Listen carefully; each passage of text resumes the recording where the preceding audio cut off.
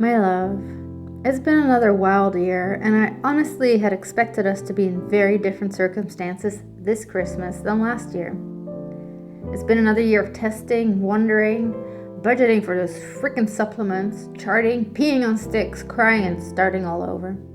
How on earth have you been able to stick with it and support me through it all? I don't know. I do know that despite it all, we have grown closer. Maybe not despite, but because of it all. Sweetheart, here we are, another Christmas, and I know your heart is aching. You've decorated the house, and you're wearing your Christmas colors all of December as you always do. And you smile.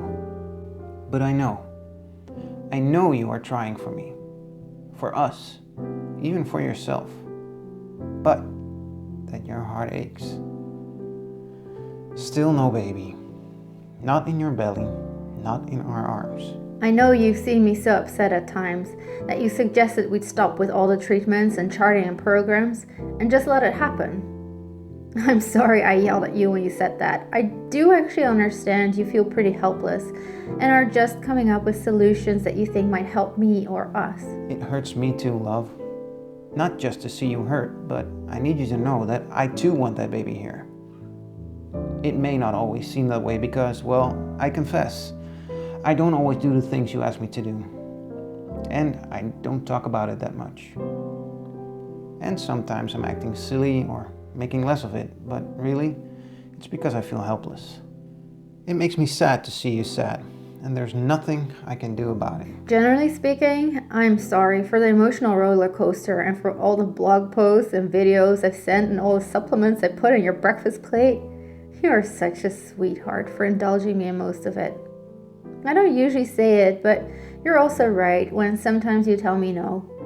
It's hard to accept because I want to do everything within our power, but at the same time, I don't want to do this fertility stuff alone. I want to do it with you. That means I have learned I need to respect it when you don't want to do something or don't think it's right for us. Maybe this is our way of practicing to be parents already. What do you think? I am so proud of you though. I am not very good at always taking the vitamins or drinking those gross green smoothies or leaving that beer. But you are sharp as an arrow, going after our goal. In fact, I'm a little jealous of how you do it. I am sorry that I sometimes disappoint you. Please know that I really am trying. Maybe just in a different way than you are. I would love for you to understand what it means to me when I get my period again, or what it's like to see another pregnancy announcement.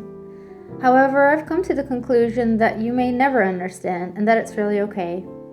The most important is what you've already been doing, supporting me and loving me all these years, grieving together over what could have been but isn't, you holding me when you don't have words and all I have are tears. The whole fertility stuff sometimes jumbles my mind, and I wish we could just stop all of it and go back to just you and me. I know you feel that way too sometimes. There's just so much information out there, and I feel a huge responsibility to evaluate it all before we use a product or service or method. At the same time, I often just don't want to. That's why at times I say no to your ideas. Not because I don't want to do those things, but I don't want to have to research them before saying yes. I'm sorry about that, babe. I do trust your judgment. I just feel the need to participate too. If there is one thing I could ask this Christmas, it's that we stay us. No matter if we have that baby, no matter our misunderstandings and fights, that we always remember why we chose each other, and that we keep choosing each other day after day.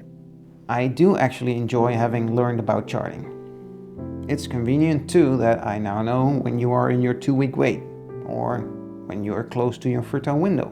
Wink, wink. Speaking of that, thank you for still making me feel special when we make love, and also for not calling it baby dancing.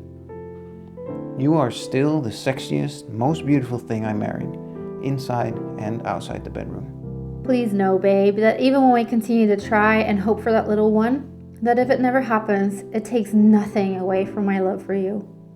Please do check the calendar every now and then, okay? Wink, wink. If there's one thing I could ask for this Christmas, you know what it would be. It would be that you could finally put to use those onesies that you've been buying.